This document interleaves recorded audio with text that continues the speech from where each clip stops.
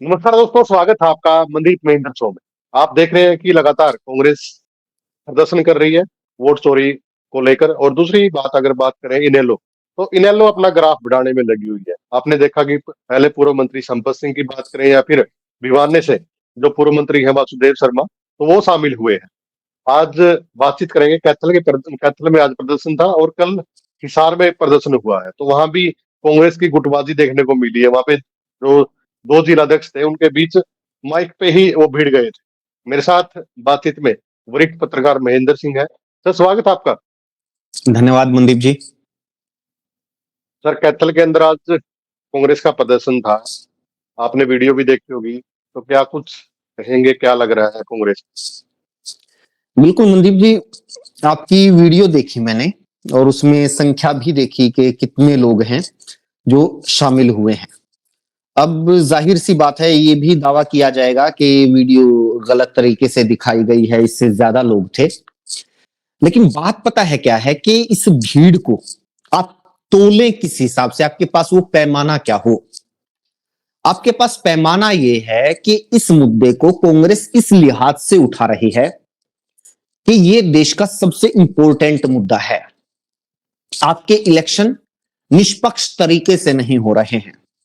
आपको जो लोकतंत्र ने, संविधान ने वोट का अधिकार दिया है, वो चोरी हुए जा रहा है। तो आपको उसकी रक्षा करनी है इस प्रोटेस्ट के जरिए।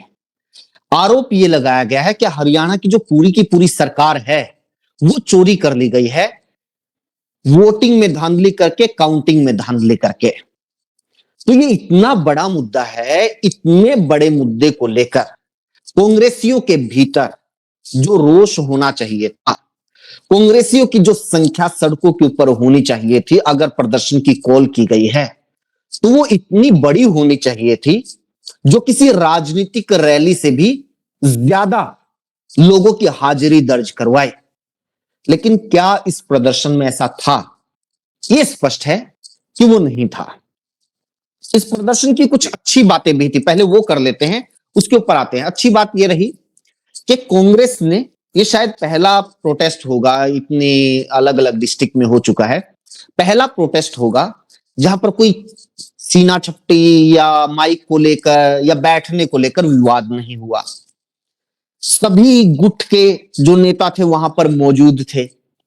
और अच्छी बात यह भी थी कि प्रोटेस्ट के स्टाइल में ही कांग्रेसी इकट्ठा हुए। वो नहीं हुआ कि बाकी जगहों पर क्या हो रहा है, मंच लगा दिया गया है। पहली लड़ाई तो वहीं पर शुरू हो जाती है कि मंच के ऊपर किस किस की कुर्सी है, मुझे नहीं बैठाया गया, मुझे नहीं चढ़ने दिया गया। फिर वो माइक के ऊपर अलग से लड़ाई होती है। तो ये चीजें अवॉइड की गई और प्रोटेस्ट की शक्ल में ही ये लोग धरती के ऊपर बैठे। वो मंच वाला दृश्य नहीं था कि मैं मंच पे नहीं बैठा था, वो मंच के ऊपर बैठा था। तो वो जो कल चीजें हिसार के अवॉइड अंदर की। हुआ वो चीजें नहीं थी, बिल्कुल। तो जो जिले के सारे विधायक थे वो मौजूद थे, जो पार्टी के सबसे वरिष्ठ नेता है कैथल में रणदीप सिंह सुरजेवाला, वो मौजूद थे। हम लोग भी कई बार चर्चा कर चुके थे कि भी वो इन प्रोटेस्ट में क्यों नहीं शामिल हो रहे हैं, लेकिन कैथल में जब प्रोटेस्ट हुआ तो वो वहां पर मौजूद थे। उनके पुत्र जो विधायक है वो मौजूद थे और बाकी जो और विधायक है वहां पर, वो चाहे जयप्रकाश के पुत्र सभी है। विकास हो, वो भी थे, और गुल्हा चिका वाले विधायक भी थे, देवेंद्र हंस। तो ये अलग अलग गुट के लोग एक मंच के ऊपर थे और प्रोटेस्ट की स्टाइल में ये लोग इकट्ठा हुए। अब सवाल ये उठना लाजमी है कि इकट्ठा कितने लोग हुए। आप देखिए कि वहां पर एक कांग्रेस के राष्ट्रीय स्तर के नेता मौजूद हैं, वहां पर आपके प्रदेश अध्यक्ष मौजूद हैं, वहां पर आपके तीन तीन सिटिंग एमएलए मौजूद है। बहुत स्ट्रॉन्ग जिला है अगर परफॉर्मेंस के हिसाब से देखा जाए कैथल आपके लिए। वहां पर अगर लोगों की तादाद कम होती है तो मीडिया का सवाल उठाना लाजमी है, उसके बारे में बात करना लाजमी है। अब यहां से सवाल यही उठता है, दो सवाल उठते हैं। पहला, जी। कांग्रेस के ही नेता वोट चोरी के मुद्दे से कितने कन्विंस हैं, और दूसरा सवाल यह उठता है कि कांग्रेस के नेता आम जनता तक इस मैसेज को कितना पहुंचा पा रहे हैं, क्या लोग इससे कनेक्ट महसूस कर रहे हैं, लोगों के जहन में ये बात जा रही है या नहीं जा रही है, क्या हाँ सच में ही हरियाणा में कोई वोट चोरी हुई है और यहां पर कांग्रेस जीतने वाली थी लेकिन वोटिंग में या काउंटिंग में धांधली करके बीजेपी को जिता दिया गया है।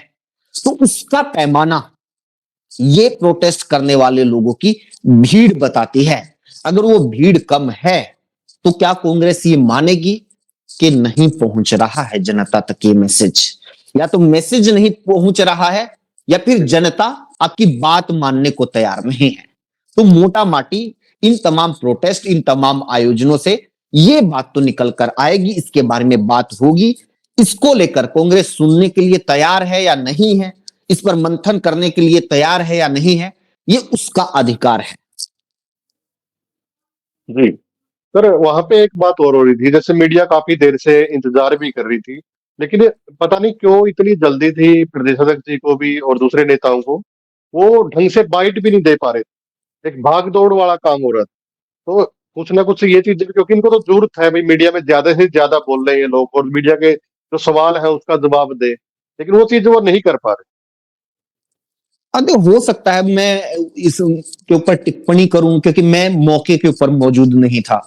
मुझे सच में ही इस बात का नहीं पता कि उनका आगे कोई प्रोग्राम है या उनका शेड्यूल क्या था, कि इसी दौरान उन्हें ये प्रोटेस्ट करना था, इसी दौरान उन्हें, क्योंकि सड़क के ऊपर भी जाना है तो बाकायदा परमिशन लेनी होती है, प्रशासन ने कितनी अवधि उनको दी थी, तो इसके बहुत सारे कारण हो सकते हैं। लेकिन मीडिया से कनेक्ट इसलिए जरूरी है कि मीडिया ही वो जरिया है जिसके जरिए आप जनता तक अपनी बात को बहुत अच्छे तरीके से पहुंचा सकते हैं। और मीडिया ही वो एक माध्यम है जहां आपको बीजेपी से सबसे ज्यादा चुनौती मिल रही है और सबसे बड़ी लड़ाई आपकी मीडिया से ही शुरू होती है, मीडिया के जरिए शुरू होती है।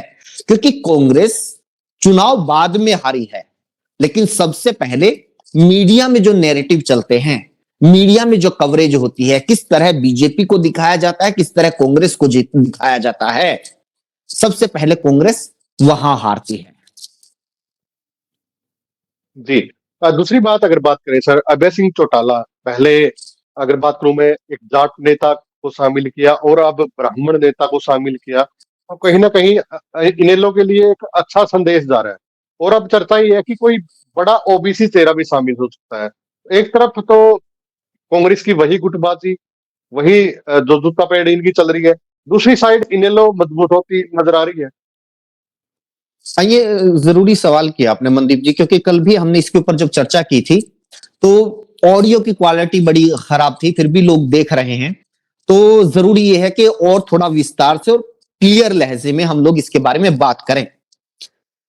संपत सिंह जब इनेलो में आए तो इनेलो की भरपाई या इनेलो में एक जो स्थान था कि कोई बुद्धिजीवी टाइप के लोग कम हो गए थे इनेलो से, जो एक समझदार से लोग हों, जो हर मसले के ऊपर बोल सके और इंटेलेक्ट तरीके से बोल सके, पढ़ने लिखने की जिनको आदत हो। तो स्पेस जो इनेलो के भीतर खाली था उसकी भरपाई, उसको भरने का काम संपत सिंह ने किया। दूसरा सवाल उठे कि ऐसा तो नहीं है कि सिर्फ कांग्रेस को कमजोर करने के लिए या फिर कांग्रेस को ही नुकसान पहुंचाने के लिए पूरी एक्सरसाइज हो रही है, क्योंकि अगर एक जाट नेता कांग्रेस को छोड़कर इनेलो में जाता है तो मोटा माटी हरियाणा में ये बात निकलकर सामने आती है कि इससे बीजेपी को क्या फर्क पड़ेगा।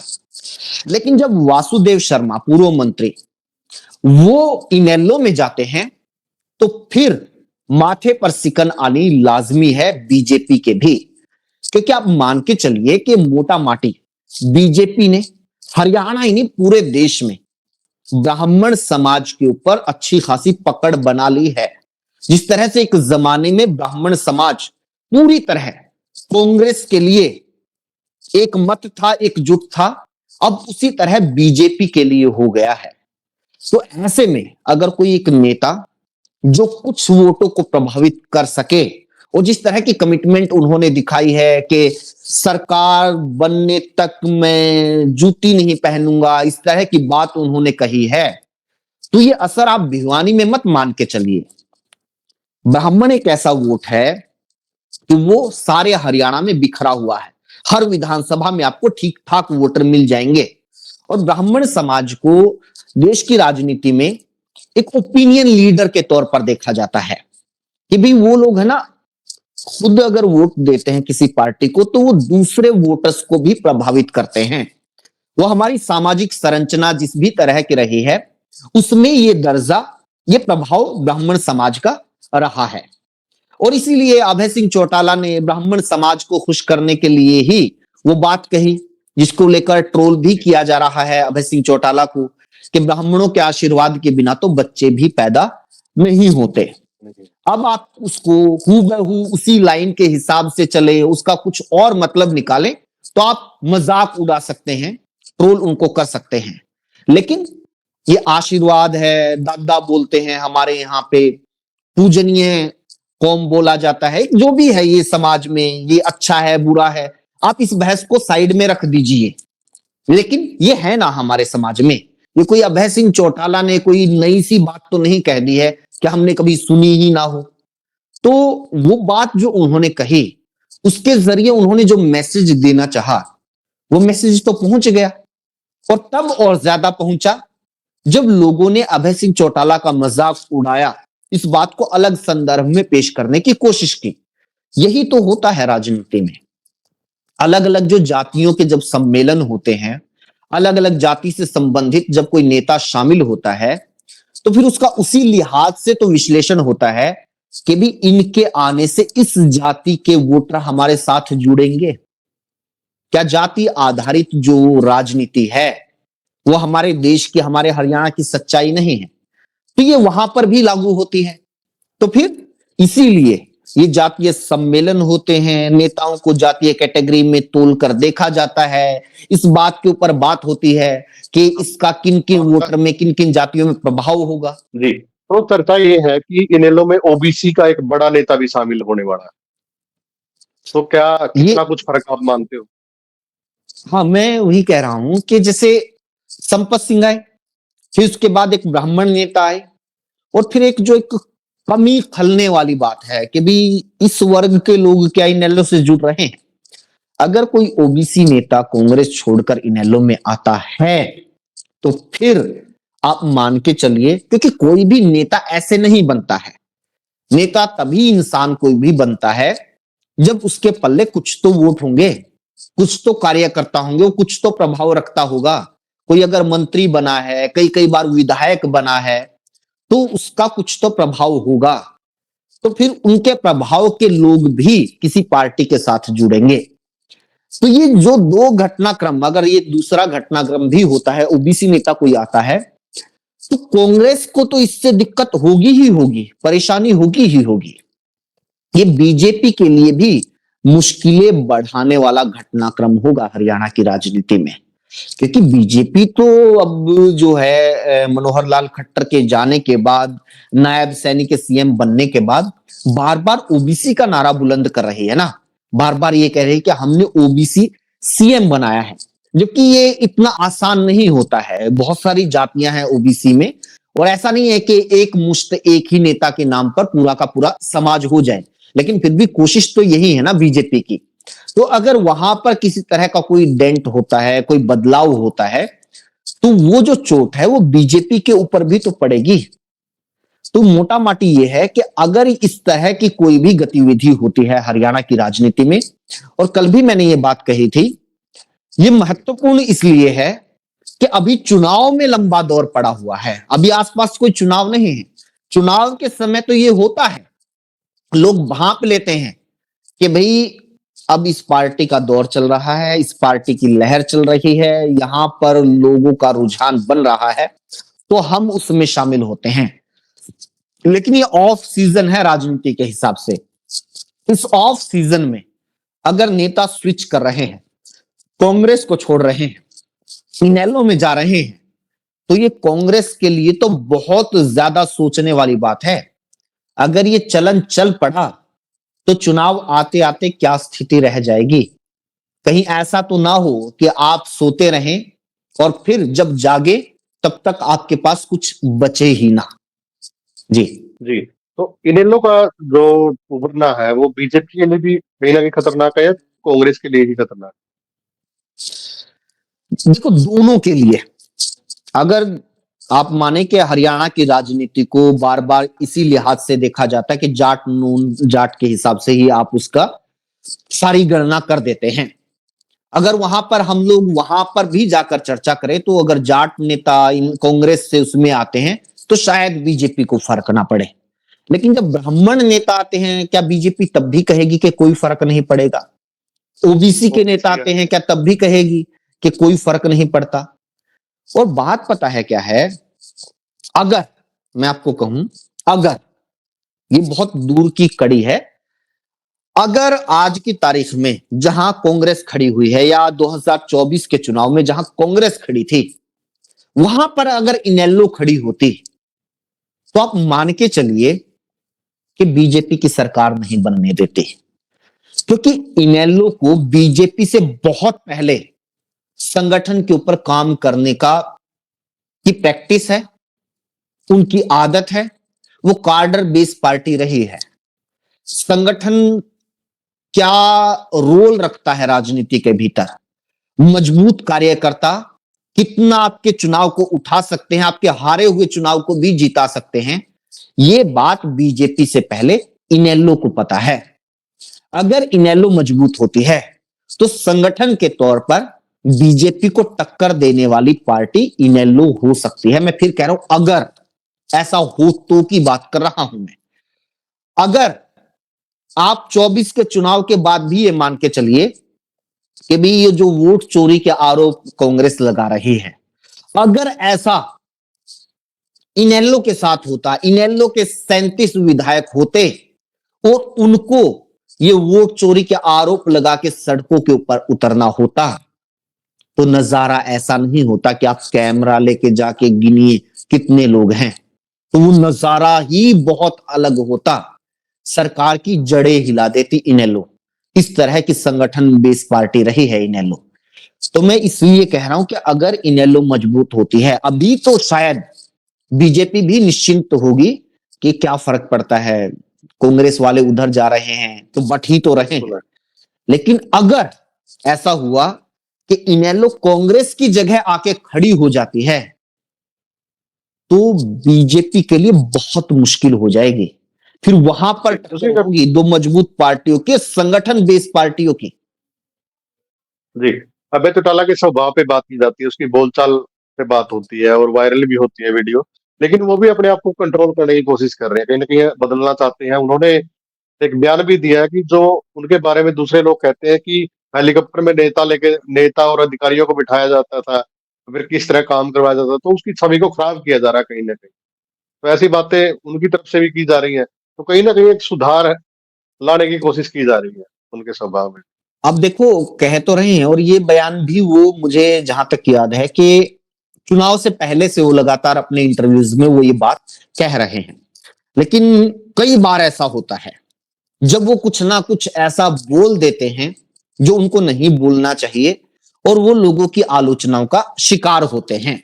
खास तौर पर उन लोगों की आलोचना का शिकार होते हैं जो इस तरह के व्यवहार को राजनीति में, सार्वजनिक जीवन में उचित नहीं मानते। तो अगर वो इसके ऊपर काम कर रहे हैं तो ये किसी भी नेता के लिए अच्छी बात है। क्योंकि हरियाणा हो या देश की राजनीति हो, हमारे यहां पर क्या है, नेताओं के पास बोल ही तो है, उनके पास लैंग्वेज ही तो है जिसके आधार के ऊपर वो पूरे देश के ऊपर राज कर रहे हैं। नेताओं से जनता को काम चाहे बेशक ना मिले हो, ये बोल, उनके भाषण, उनकी मीठी बोली ही तो मिली है।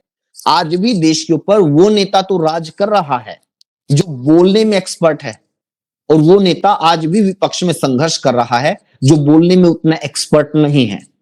तो बोल तो आपका राजनीति में पहली शर्त है कि वो ऐसा हो जो लोगों को जोड़े, ना कि तोड़े।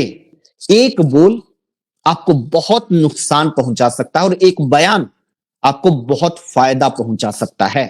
एक एक नारा आपका पूरा का पूरा इलेक्शन बदल देता है और कोई एक टिप्पणी आपका पूरा इलेक्शन डुबा सकती है। तो बोल के ऊपर तो चाहे अभय सिंह चौटाला हो या राजनीति में कोई छोटे से छोटा कार्यकर्ता हो, अब तो ये सोशल मीडिया का, हर हाथ में मोबाइल का ऐसा दौर है, अब तो अगर किसी पार्टी का वोटर भी उलट पुलट बयानबाजी करेगा ना, तो उसकी पूरी पार्टी को नुकसान कर सकता है। आपने इस विधानसभा चुनाव में उसका एग्जाम्पल देखा है। नारनौंद की रैली में एक व्यक्ति ने कुमारी सैलजा के बारे में जो बोला, वो व्यक्ति कांग्रेस का नेता नहीं था, ना ही वो कांग्रेस का कोई पदाधिकारी था, ना ही वो उस लिहाज से कोई राजनीतिक कार्यकर्ता था, लेकिन वो कांग्रेस की रैली में पीछे खड़े होने वाली भीड़ का एक चेहरा था, कांग्रेस का समर्थक था, वोटर था। उसने पूरे के पूरे विधानसभा चुनाव का डिस्कोर्स ही चेंज कर दिया, मुद्दा ही चेंज कर दिया। आज तक वो मुद्दा बना हुआ है। तो बोल तो सिर्फ नेता नहीं, मैं कह रहा हूं कि आपके छोटे से छोटे वर्कर, यहां तक कि आपके वोटर तक का बोल प्रभावित करता है। अगर इसके ऊपर अभय चौटाला काम कर रहे हैं तो निश्चित तौर पर उनको करना चाहिए। जी। एक ऑडियो भी वायरल हो रही है जयप्रकाश जी की, के भाई की वो ऑडियो बताई जा रही है, और उसमें जो कांग्रेस की वोट चोरी के अलावा जो बातें होती है पूरे हरियाणा में, वो सारी बातें हैं उस ऑडियो के अंदर, और बीजेपी हरियाणा के पेज से भी वो वायरल की जा रही है। तो उसको लेकर आपने भी वो सुनी होगी, तो उसको लेकर आप क्या कुछ सोचते हैं? मनदीप जी, क्या है कि वो जो आरोप हैं, धीरा हैं, जो जयप्रकाश जेपी के बरवाड़ा से। भाई हैं, उनकी वो ऑडियो बताई जा रही है, जिसकी वीडियो रिकॉर्डिंग करके वायरल की जा रही है। अब अगर ये ऑडियो झूठी है, ये वीडियो झूठी है, तो अब तक गौरव संपत जिन्होंने इसको जारी किया है, उनके ऊपर कोई ना कोई मुकदमा दर्ज करवाया जाना चाहिए था, या किसी को आगे आकर यही कह देना चाहिए था कि झूठी है, ये मुझे बदनाम करने की साजिश है। लेकिन अब तक ये 2 दिन हो गए हैं उस वीडियो को वायरल होते हुए, अब तक शायद किसी ने आके ऐसी कोई बात नहीं बोली है। अब सवाल ये है कि वो ऐसा क्यों कर रहे थे, किसके इशारे पर कर रहे थे, ये क्लियर नहीं हो रहा है। क्योंकि क्या है कि जयप्रकाश जेपी से संबंधित लोगों से आपने बात की तो उन्होंने कहा कि वो तो अब कुमारी सैलजा के नजदीक है और काफी टाइम से उन्हीं के नजदीक है।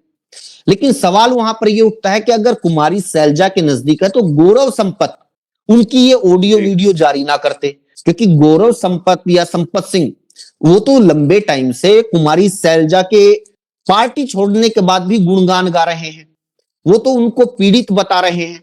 लेकिन अगर उनके नजदीकी की ऑडियो या वीडियो वायरल होती है तो इससे कुमारी सैलजा के ऊपर सवाल खड़े होंगे। तो अब दिक्कत ये हो रही है कि ये उनको किस कैटेगरी में डाल दिया जाए, हम लोग भी बातचीत में उनको कहां खड़ा कर दे, क्योंकि वो जिस उम्मीदवार का विरोध कर रहे थे, जिसके विरोध में वोट डलवाने की अपील कर रहे हैं, वो भूपेंद्र सिंह हुड्डा के उम्मीदवार थे। और वो बातचीत में भी पता चल रहा है कि भूपेंद्र सिंह हुड्डा ने उनको टिकट दिलवाई है जोर लगाकर।